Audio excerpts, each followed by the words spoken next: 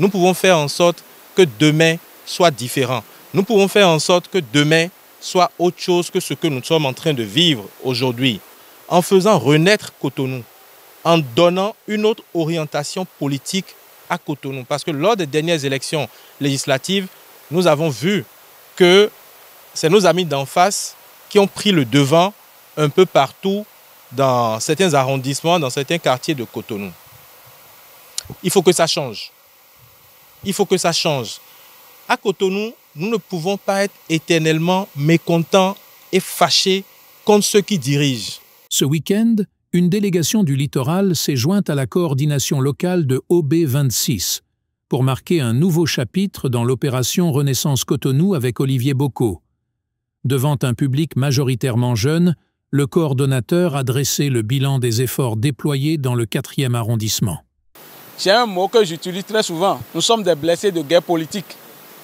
Et la jeunesse que vous voyez devant vous, ce n'est pas simplement des jeunes, ce sont des responsables de chaque activité qui ont été déjà blessés et qui ont décidé même de laisser la politique. Mais après avoir écouté le peu d'explications qu'on a eu à les donner sur OB26, ils ont décidé d'accompagner OB26 avec amour et sincérité.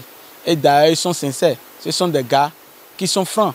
Les souvenirs des difficultés rencontrées et des blessures politiques passées ont été évoqués, soulignant la nécessité d'une mobilisation exceptionnelle. Les jeunes, malgré les défis, ont pris l'engagement ferme de rester aux côtés d'OB26, considérant le mouvement comme la force politique la mieux structurée et engagée pour l'avenir de Cotonou.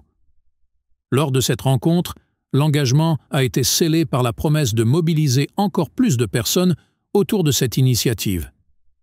Les organisateurs ont pris la parole, expliquant en détail l'objectif ultime de l'opération. Pour eux, ces rencontres sont cruciales pour la réconciliation entre les électeurs tissés de Cotonou et OB26. Le président du mouvement a exprimé sa gratitude envers les jeunes pour leur mobilisation exceptionnelle. Il a souligné le rôle crucial de la jeunesse comme la première force qui pourrait porter Olivier Bocot au pouvoir en 2026.